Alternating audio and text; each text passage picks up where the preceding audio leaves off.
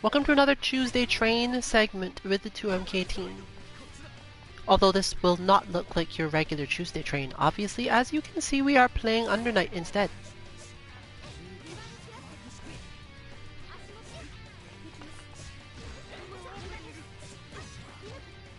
This is not specifically because we have any plans of discontinuing Guilty Gear content, but simply that this is the flow we're in. And we have a little bit more information on Unclear than we have on Guilty Gear Strive.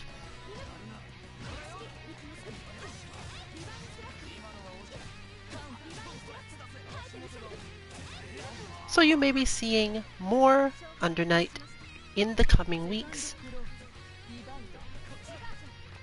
on our Tuesday train, and it will share the space with Guilty Gear.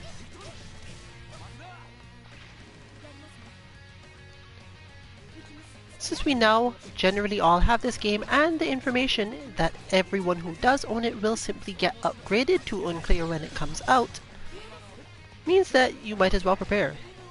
You're not really losing out on much other than whatever changes they put into the game itself, and most of the time, if you're still a beginner, you have a lot more to learn about your character one way or another. You might have some issues with the matchups if things change, but we're not actually going so far as to discuss matchups today. This is likely to be a somewhat quieter stream as there's nothing really to mention other than to bring up some of the basics of UNIST that tend to be a little different from other games. Or if you are a Street Fighter 4 player, tends to be a lot of the same based on what you understood, but it's definitely different from most games that are playable now. This game has a lot of mechanics, and therefore every time we stream it, we end up talking about them. But in order to make that palatable information, usually we discuss these things one at a time and leave you with quite a lot of time to see what is going on otherwise.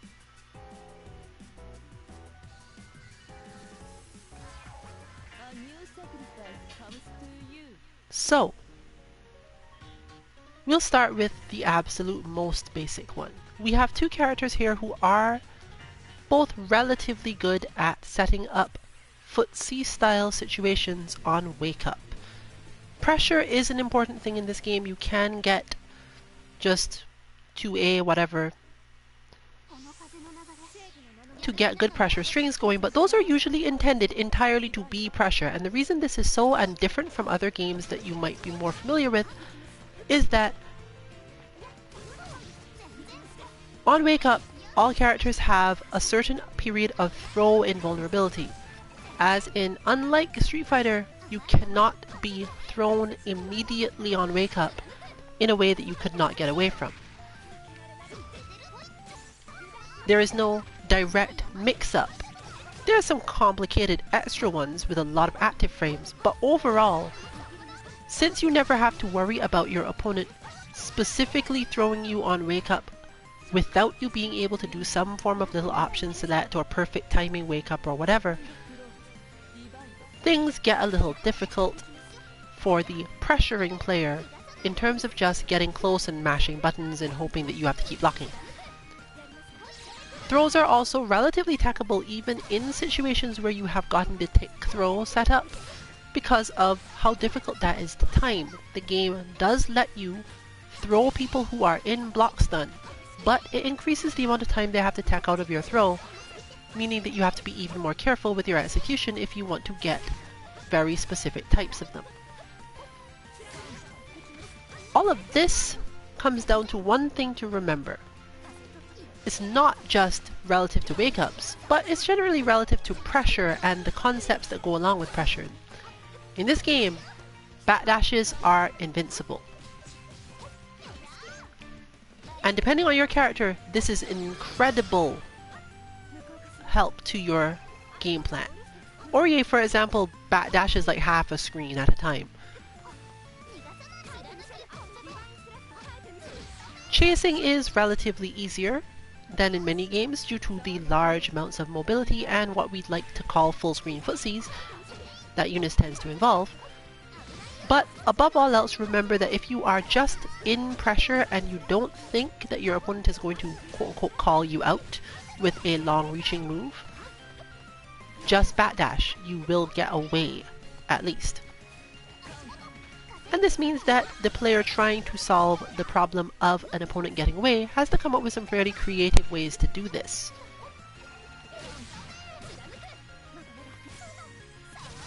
We're not expecting other people to join us today. We are, for the most part, getting back used to UNIST and its concepts just within the team. So, you don't get the usual come join us and play, even though depending on the situation we might be able to set that up. Right now we're just reviewing UNIST concepts and happen to be streaming it. So what you're probably going to watch for over the next few matches while I am silent is the way that people set up their pressure on Wake Up. A lot of it is going to be spacing themselves perfectly so that when they do certain moves, they will be advantaged. And this doesn't usually mean sticking right up next to the opponent. Some characters do, some characters don't. It depends on how advantageous their pressure strings are.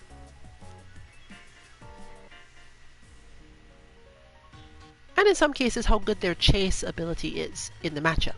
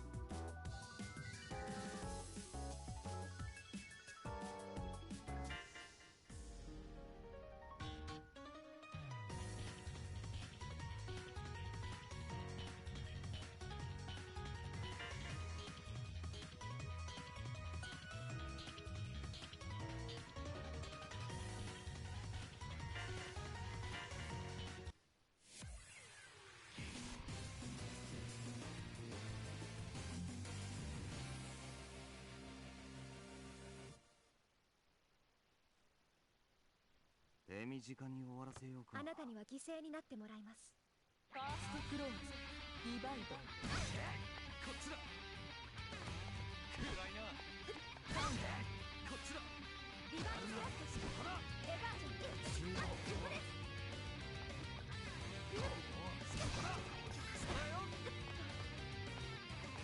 レバージョン、こっちだ。幕下でもうなる。やるな。今のは押し、オープンライド。合わせるかい。行きますかや。じっと甘く。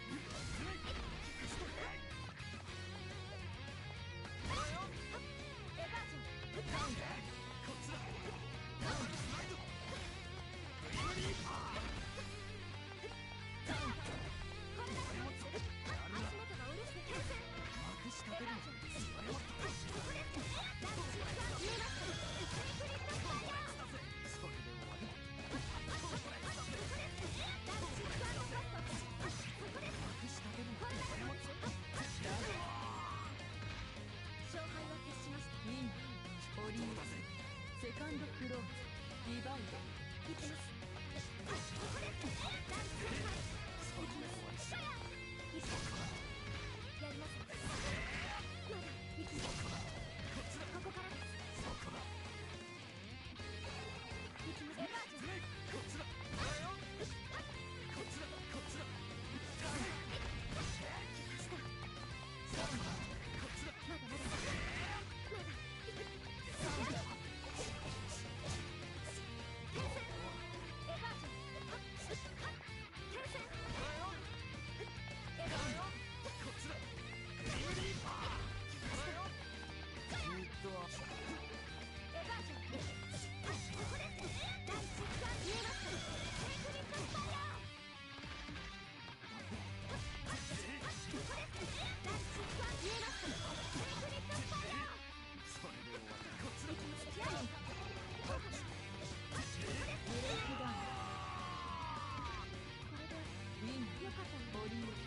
まだ。A new sacrifice comes to you.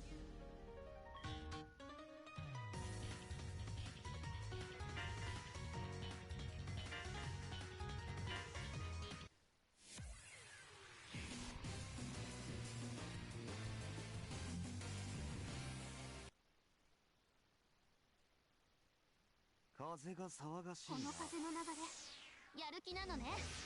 ファーストクローズ、ディバイド。全然いっけー。幕下でも危ない。なんなのしていた。転ぶのか。大したことない。風発動。いただき。幕下でも Today, we have set the lounge to random stays on.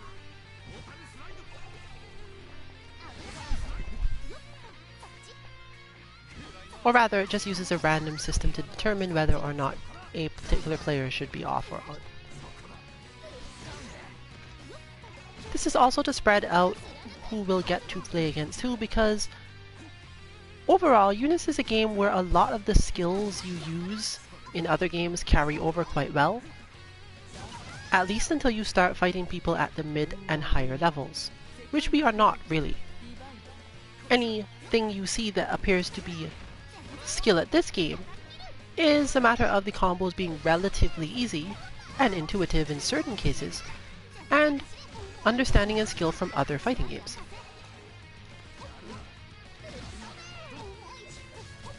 When you've understood yourself as a fighting game player and the characters you tend to use, what they do and why they do it, it becomes a little bit easier to use similar characters in the same way, or even characters that don't seem so similar at first, but you can find a way to make it turn out that way for your purposes.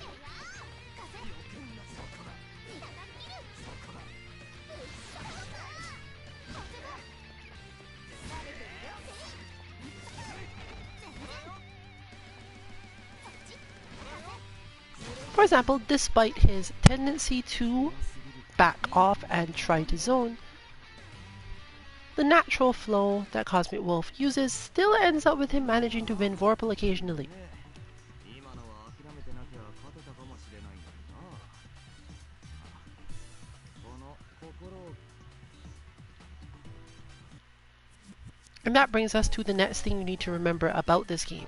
While it is not as punishing as Guilty Gear, in that you don't lose all of your meter when you run away, there is a specific system built into it to change what happens when you do. Players use their GRD gauge to win Vorpal, which powers up their character slightly. And depending on your character, this offers you various bonuses.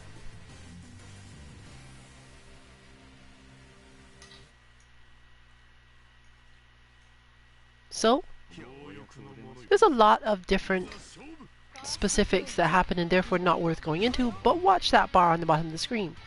There is a timing in the match where periodically, depending on the player's mindset, the thing they want to do is determined at least partially by how far that circle that you see growing now has gotten along. Whoever has the larger GRD gauge at the time it completes its revolution wins Vorpal and gets their bonuses.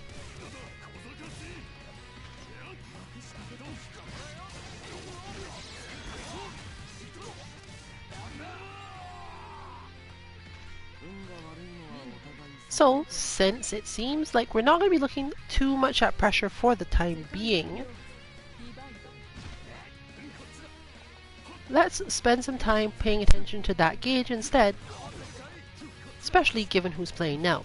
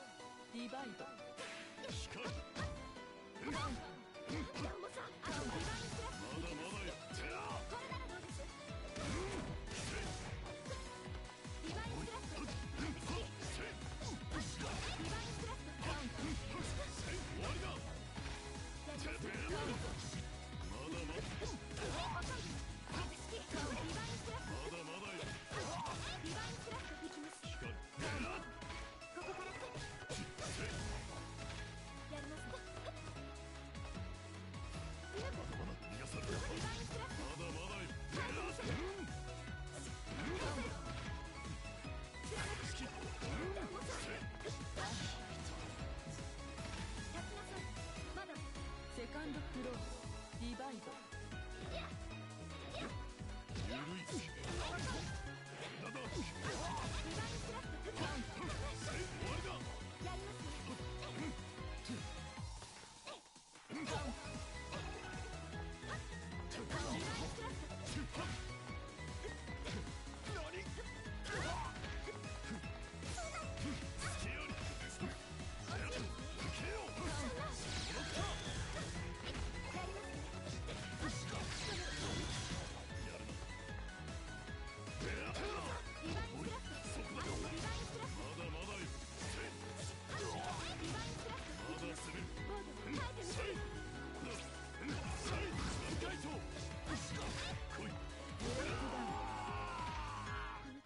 ウィンナーホリー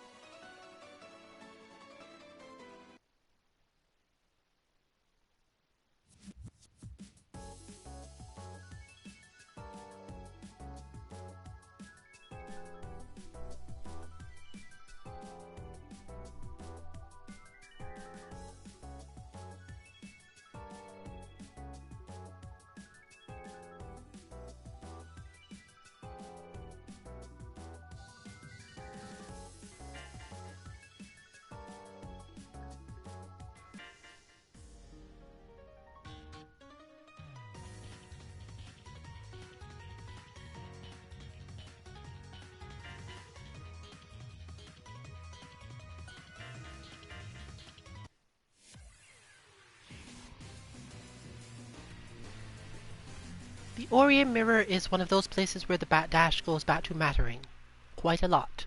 Not necessarily because of pressure, there is some of it, but it's not a primary reason for that. It's because it gives them the ability to outrange each other's normals.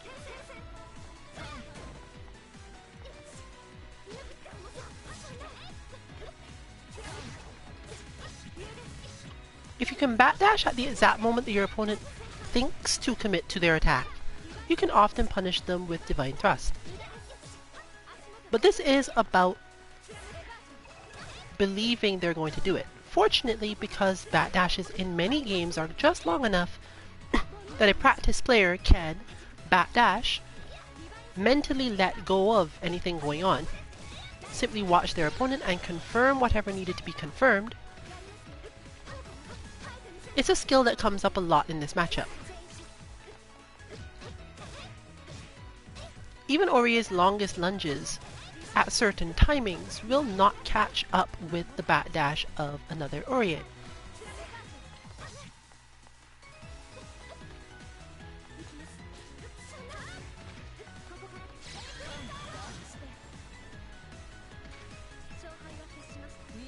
But you do see some of the play out here relative to Wake Up. The more interesting way to look at it is that because the opponent knows that you can just bat dash on Wake Up, even in the corner, depending on what they're doing, they have different ways of thinking about your options and different ways of considering to beat them. Basically, knowing that someone can bat dash and definitely will get away adds a lot of comfort to certain types of play and forces the attacker to be more creative at least some of the time.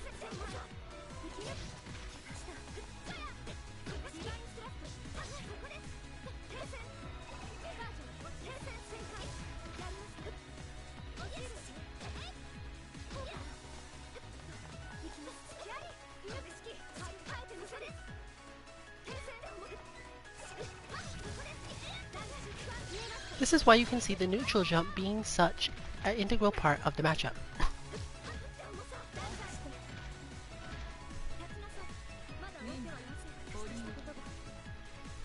That wake up pressure was one of the weirder but relatively common forms of it you will find in UNIST, backing off and crouching at exactly the range of one of your good rounded normals. When the opponent is cornered, this generally means nothing can happen to you, but because of the way certain normals work in the game, and how you were going to be unsafe anyway, you can at least threaten to hit said normal.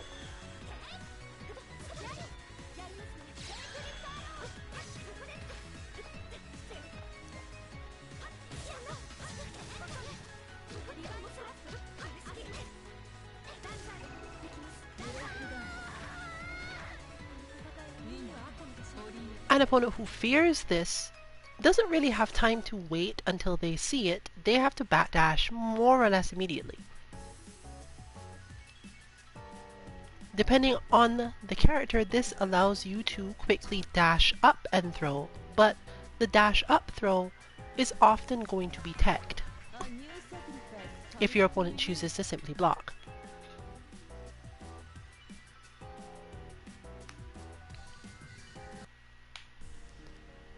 Which leads to the third aspect of it. There are a lot of advancing moves in this game.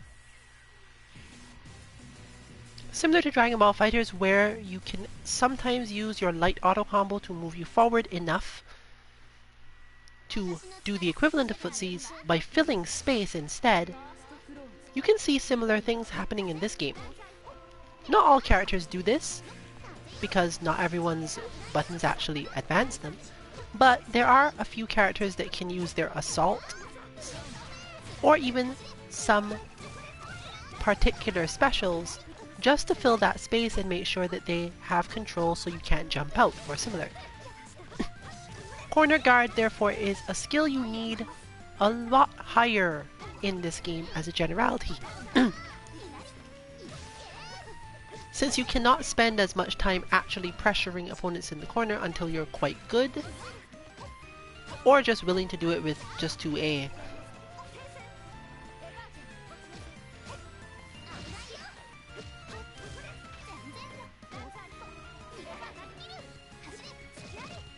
You'll find that a lot of people have trouble with that overall, and end up going for positioning once they have the opponent down in the corner, instead of just getting close and hitting more buttons. Once they do learn the various Oki setups, it becomes a little easier, but generally, the opponent always poses some threat.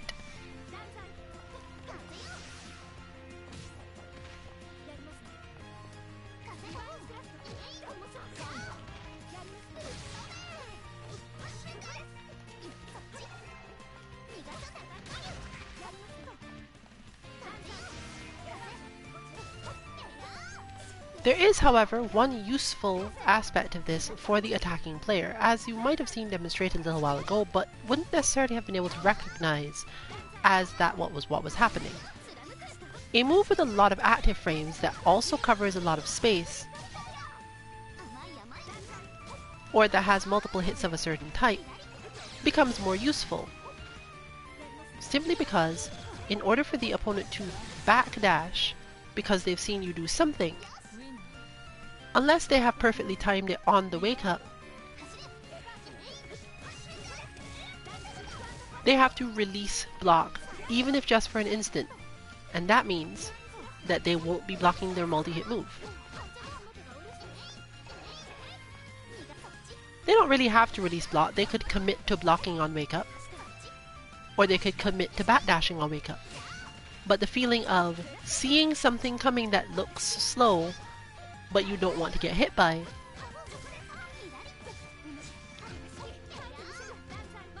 can lead to the opponent trying to backdash out and failing. This is actually the same principle by which the 2A works, and most pressure in fighting games works this way. Your opponent sees a move that they don't want to get hit by, in the case of things like 2A, because it leads into a long block chain where they have to keep on blocking. But you can do this with other moves as well. Some characters are better at it than others.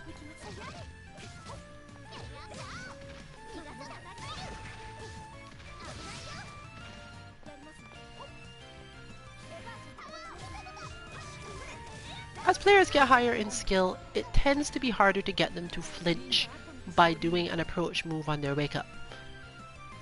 Meaning that you need more cross-ups, more tricks, and more other little bits that change the situation. But it's all the same in the end. the goal being to make your opponent think a situation is coming that they really don't want to be in, and manipulate whatever their normal reaction to this is.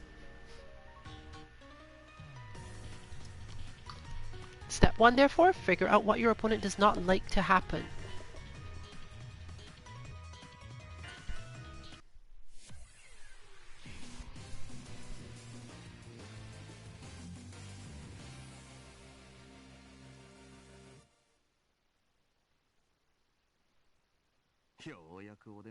あなたには犠牲になってもらいます。ファーストクローズ、ディバイド。こっちだ。行きます。やる。断罪。行きます。エヴァ。下。行きます。やる。でもさ。そうだ。行きます。こっちだ。ここから。やる。行きます。やる。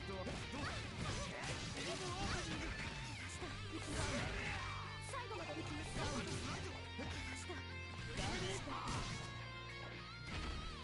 運が悪い。セカンドクローズ、リバイド。ま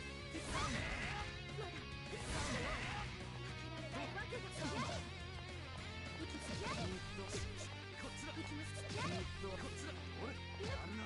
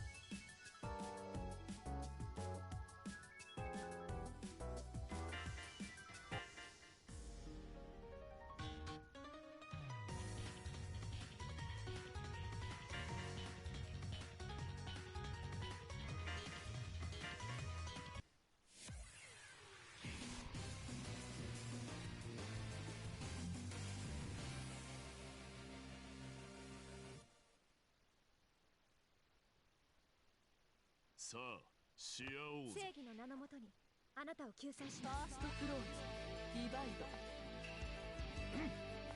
そんな、耐えてみせる。足もそうです。耐えてみせる。そこだ。足リバインスラスト。さあ、行きます。足元がうるさい。ここだそうです。まだまだよ。来た、来い。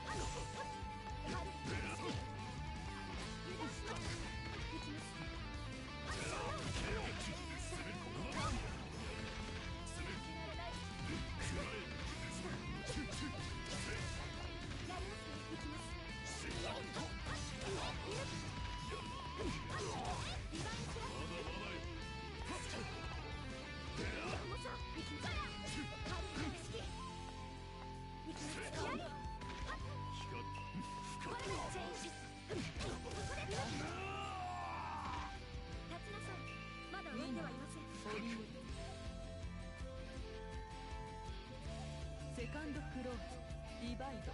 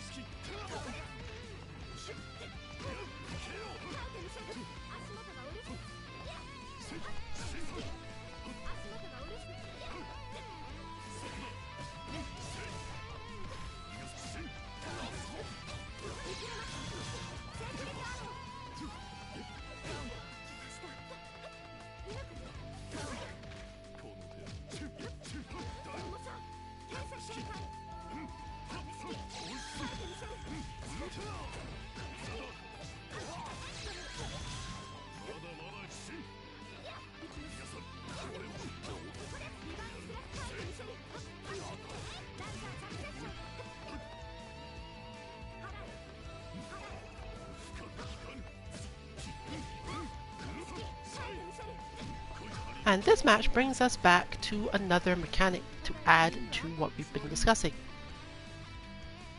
You can guard in this game. Guard in this game is holding a particular button while blocking. Now, if you do it in the wrong timing, it does protect you more somewhat. A new sacrifice comes to you. But you do use up some of your GRD gauge to do it. If you press the button at the exact right moment, instead you gain gauge and you change the advantage of your opponent's strike, usually shaving 2 or 3 frames off your own recovery, meaning, for those who are familiar with how to understand frame data, if your opponent was -4 normally, if you guard correctly they will be -6, which can be a big difference. Unlike Guilty Gear, it doesn't really affect the range of where they're put after the block, but that's not usually the thing you're trying to get. You can do this while blocking. There's no downside, same as Faultless Defense. However, since it does build up your gauge and it does have good effects when you do it right, there is at least one risk. If your opponent manages to throw you at a moment you have decided to go for guard, or been guarding, this results in a break state on your side of the GRD gauge.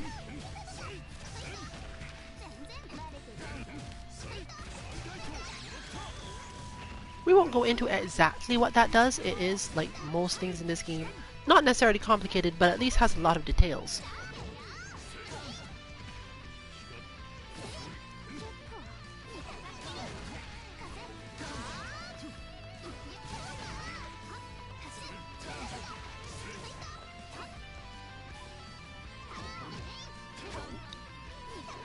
That said, given the full screen footsies concept, it does help to balance out a particular style of play. If you know that your opponent is going to try to keep you out with long startup moves, but you're so far out that you can't actually get closer to them anyway, you can see this huge wind up but definitely can't cover the space in time, then it's usually to your advantage to learn the timing for the GRD style block so that you end up winning Vorpal instead of them. It's not as effective for beginners to do this when you're close up dealing with pressure, but if you know the pressure string is going to continue to be a pressure string, you can just occasionally tap the button and hope that you get the timing right. Holding it will drain your bar and give your opponent the advantage. It will also raise the chance that when you do get thrown, you'll be in a bad situation. But since the throw tech is in fact pressing A plus D together, you can do all sorts of little tricks and option selects to avoid having this problem. Overall though, the main thing you should think of in terms of how to use this, at least when you're starting out, is my opponent is doing long moves, I can't reach them, and this is making me lose Vorpal, it's making them get their power-ups. I don't want this to happen. So just move forward and use the GRD to block. Since they're not close enough to throw you, you generally shouldn't have any serious problems of the guard break type. But there is an additional layer, or rather an additional level, literally. Within the same guard animation, you cannot change from standing to crouching, and vice versa. This is usually not a problem. You actually could release the guard if your opponent went for a slow overhead, and then guard again standing. But basically you can't just hold down the button and hope for the best in situations where your opponent has the capacity to do high-low mix-ups. This is seldom seriously important to beginners because, again, most of the time if you are going to be using this, it's just to help you get closer without being hit so often that you lose Vorpal on the way. You can continue to put pressure on an opponent who is trying to control the space and make sure that they get it. Note, however, that not everyone will do this. To many players, their game plan is more important than whether or not they have Vorpal. Until they have gotten so good that Vorpal is a way to finish you off easily, it's unlikely that they're going to do it, and even then some players will just do that. There's always that player in Street Fighter who never wants to V-reversal, even though they're completely dominated if they don't, because they have a stronger belief in their combat potential. And this game can be similar, except that in this game you have to go forward in order to get this Vorpal, or set up a situation.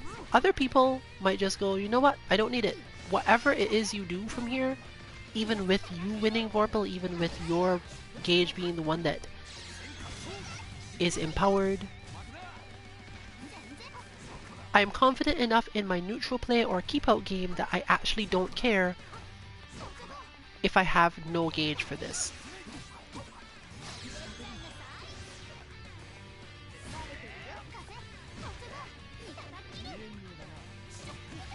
And of course, against those players, once you've realized that they've committed to that, you might not want to spend as much time using the specific method of moving in and GRD blocking, because while it is effective, it's certainly no harm to you.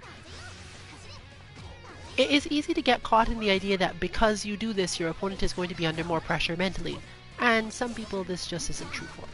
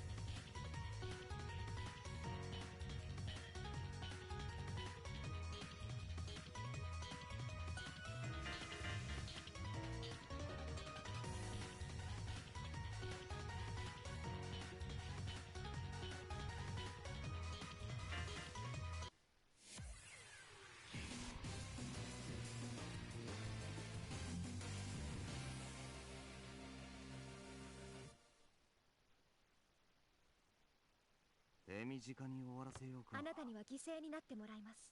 ファーストクローズ、ディバイド。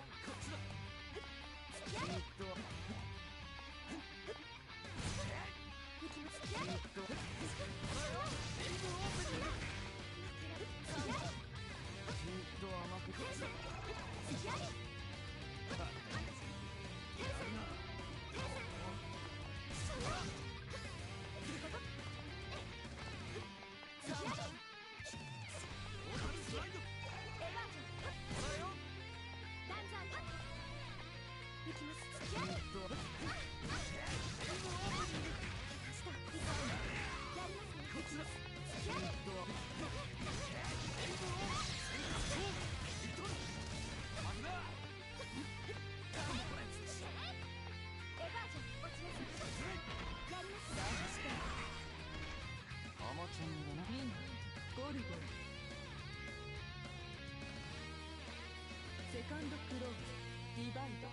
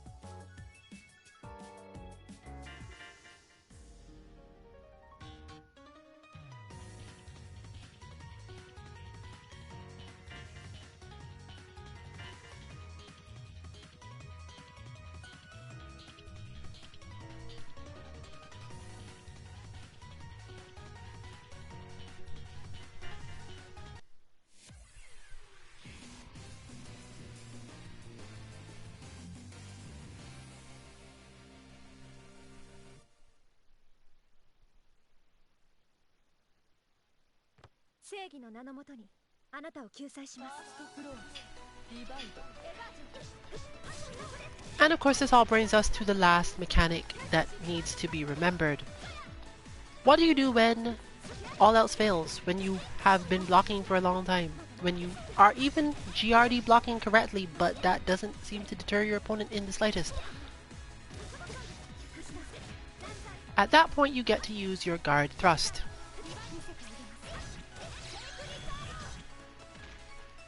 Most people are familiar with this form of thing from some game. 2D games of this era almost all have one. V reversal,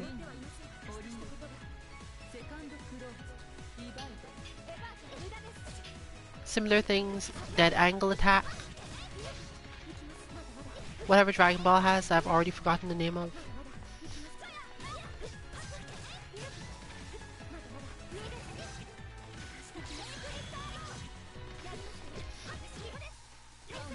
Most of those are executed by pressing forward while blocking in conjunction with some other button or combination of buttons.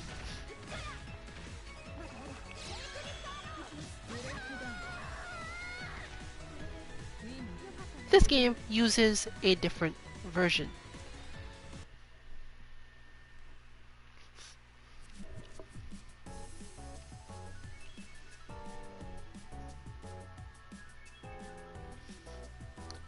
If you have Vorpal, you can activate this and it will only take your Vorpal.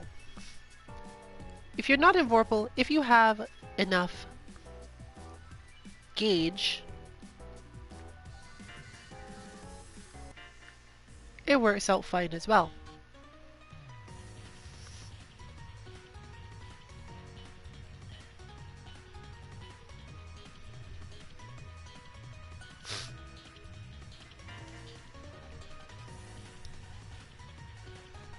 Under certain circumstances, it can also function as an attack that uses up GRD gauge itself. But again, we're not going to go into all of the many details of it. All you need to remember is that if everything else is going right, you are in fact managing to block correctly, i.e. building up more GRD gauge than you're losing, getting the correct green flash. Then you can, from blocking, do a quarter circle, back, and D to guard thrust your opponent off. And the exact thing this does depends on the situation you're in, but if you really needed to do it, most of the time you have to do it. So you should just go for it.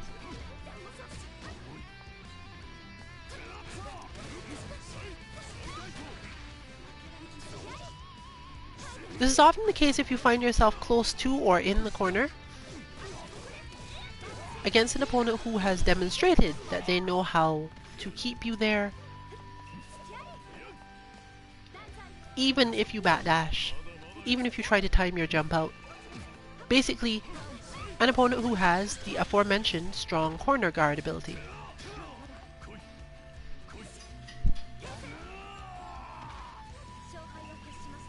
In the face of strong corner guard, you may want to guard thrust your opponent off.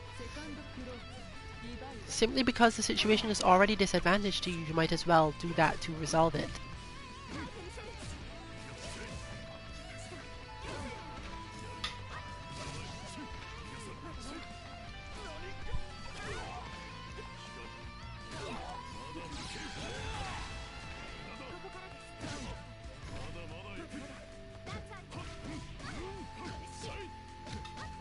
Well, we're back to looking at speed and varied ranges on wake-ups. Most higher level players will not really fall for this type of thing because they'll just block. They know that there's too little advantage to the player hitting the button. But too little advantage doesn't mean zero. And if your options were let it get back to neutral that you were not controlling, and let it get back to neutral that you are slightly controlling, then obviously you should pick the second one. So if for no other reason than to put the match on your terms, when first learning and you don't know all of the Oki in the game yet, rather than treating it as another get as close as possible and try to force your opponent to deal with throw or strike, the level of skill required to avoid that being a thing is not really that high. Most people can pick up how to get out of that Oki fairly quickly.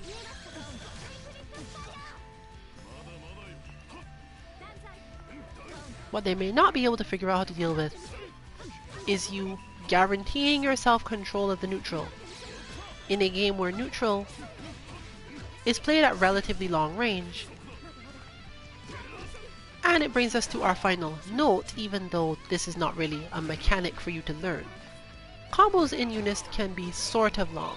Not necessarily longer than anime-style 2D games, but long in the sense that they have a lot of points where the player feels as if they should be able to get out of the situation, but can't.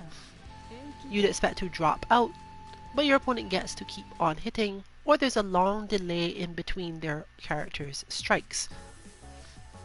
Since you actually do have the capacity to recover out of certain things, both in the air and at the moment you touch the ground, it's good to be prepared for doing this so that you don't end up in a situation that's advantageous to them.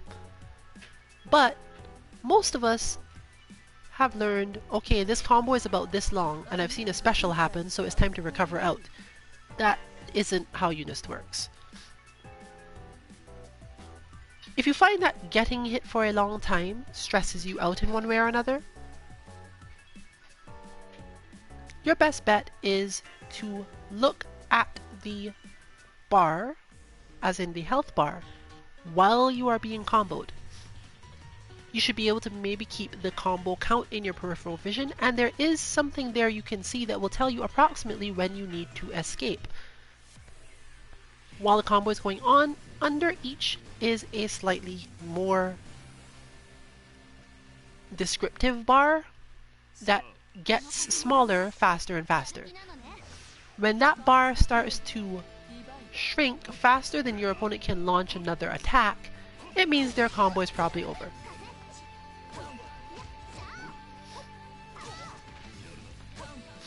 Unfortunately, that is usually on the other side of the screen than your own health bar. Still, getting the habit of looking upward, not so much at the characters, because your opponent is probably going to have a way out of this. If you feel as if this is a combo you've seen before, but don't know how to get out of it, it means your opponent probably has a fairly good amount of control over this combo. They're not likely to drop it midway and force you to suddenly adapt to the fact that they've dropped it. Overall, therefore, watch that space, that number, or watch your health bar just to remind yourself that combos in this game, despite being long, are not always painful.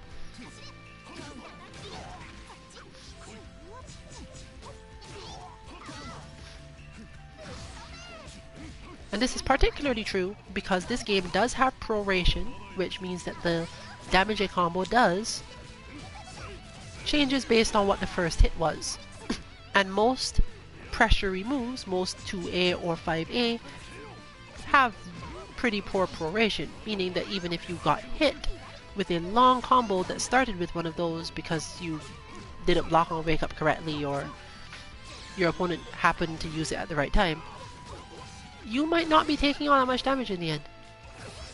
Another good reason why learning to control the neutral in this way is so important, because controlling the neutral means that you don't have to spend most of your time poking at your opponent a little bit.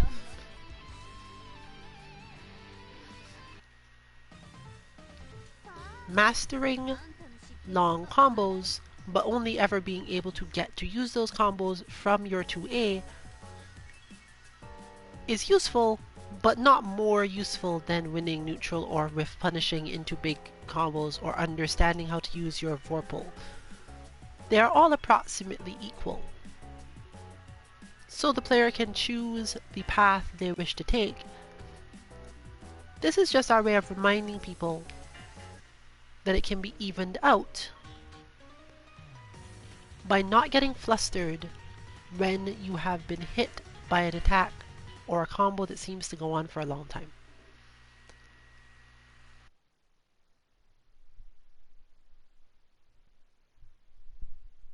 風が騒がしいな。私の力見せてあげるわ。ファーストクローズディバイド。逃がすだか。見えんようだな。逃がすだか。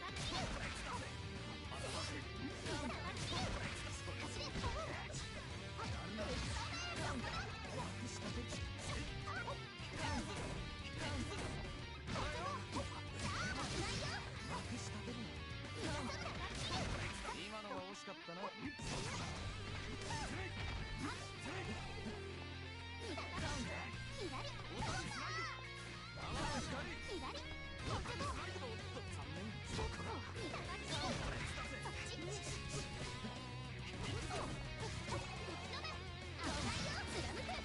面白くなってきた。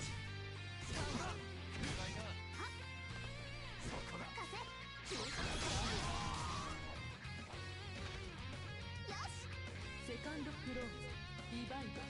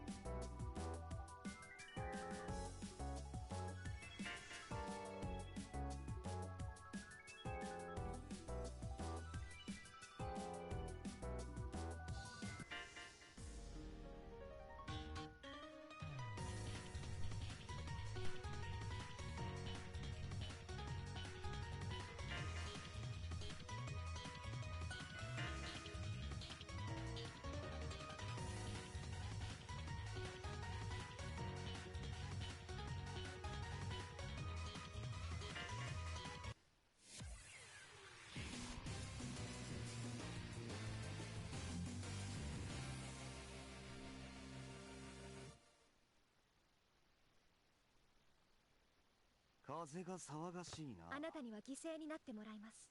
ファーストクローズディバイド。行きます。こっちだこっちだ。そこだ行きます。そこだ。リバインスラッシュ行きます。リバインスラッシュセーフリットアート。面白くなってきた。今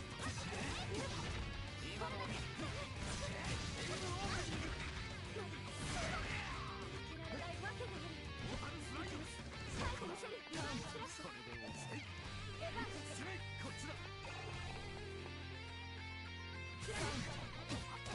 今のは惜しかった。今のは惜しかったな。こっちだ。立ちなさい。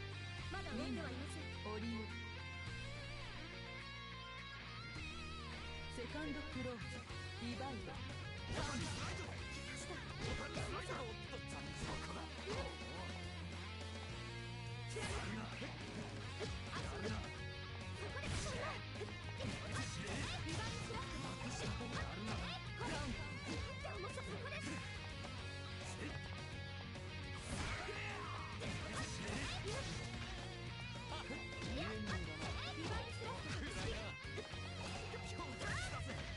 面白く感それしたぜ。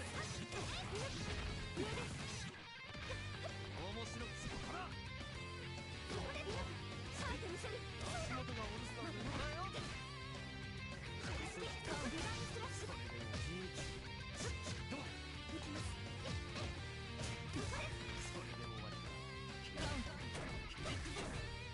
ほら最後まで待ちボタンスライド。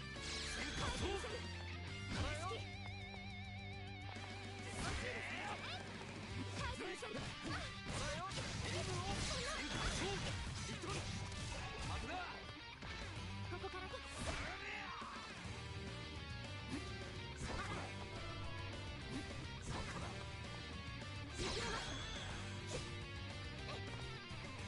タイムアッ勝敗は決しました。プウィンオリオ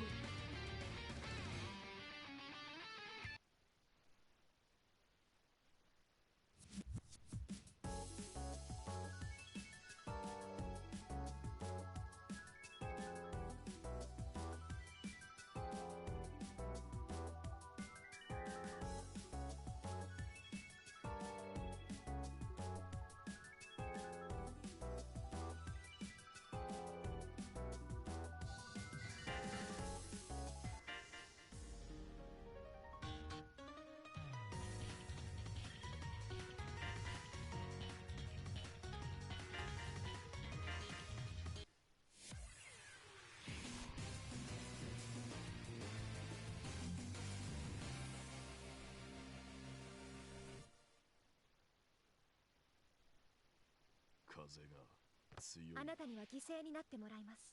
ファーストクローズディバイド。ここから好き。そこです。リバインスラッシュ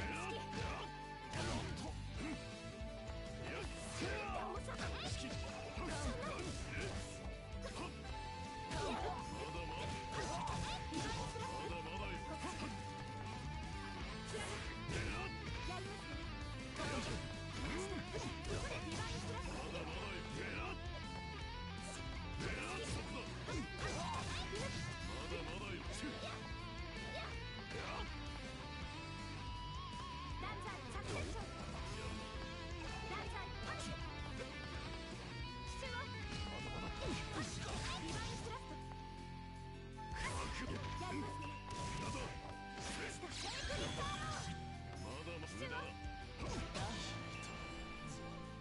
勝敗は決しました。ウィナーオリオセカンドクローズディバイド。リバインスラッシュ。リバインスラッシュいきます。リバインスラッシュいきます。セ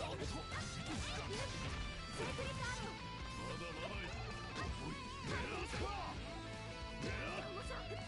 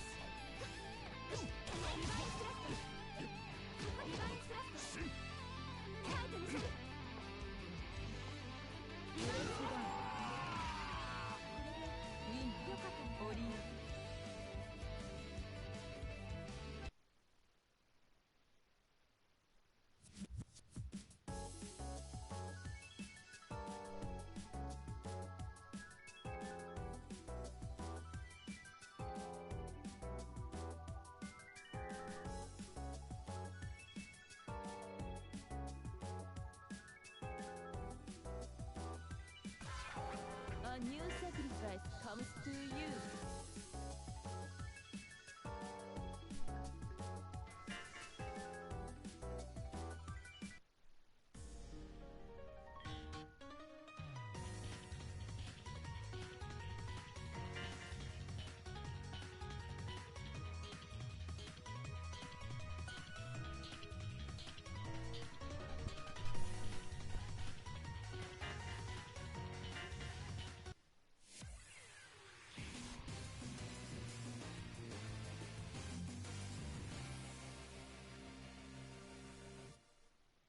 さあ私の力見せてあげるわ。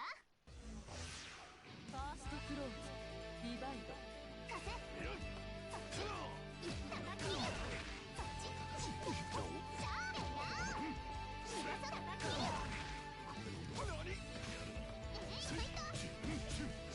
さ叩き。ファイト。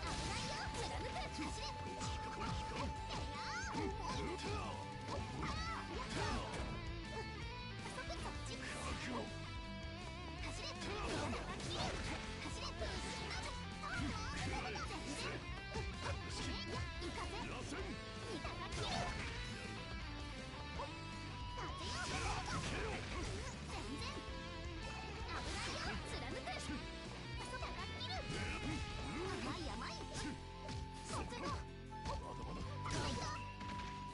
危ないよ。貫く。走れ。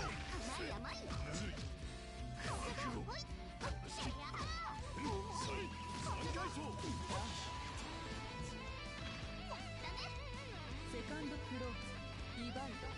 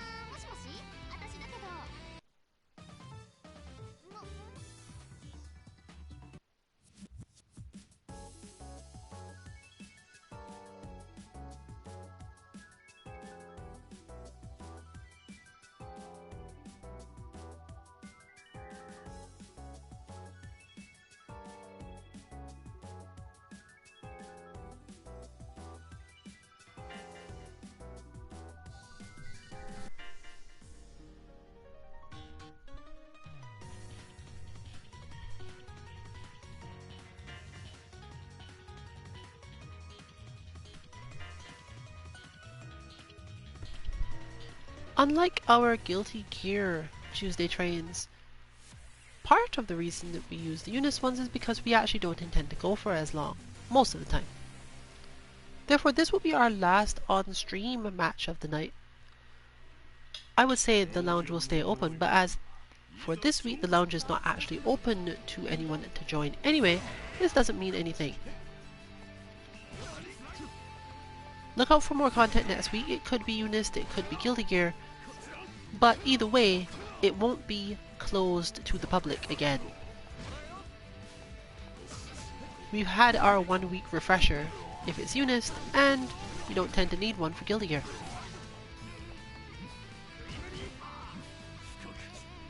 There's unlikely to be any content tomorrow, but you can join us on Thursday for Kame House, our Dragon Ball Fighters beginner lobby. Still beginner because we only play Dragon Ball Fighters basically then.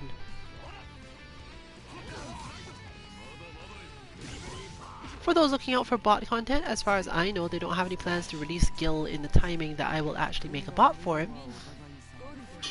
And I expect that not only will Gil be a difficult bot to make, even if I do get through, it's likely that they're going to be the fire and ice versions of the same bot. So as to minimize the amount of confusion that causes, it will take a little bit longer to finalize all of the inputs and the page itself, as well as therefore the disc guidance segment. You might get a robotics lab for those of you who want to get started early and not have to wait in order to catch up on the matchup if you do use our bots. But since we don't have anything of that type at the moment,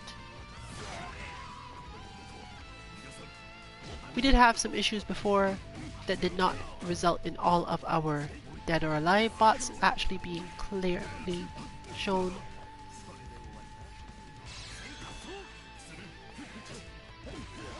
But we're unlikely to do Dead or Alive bot content particularly soon.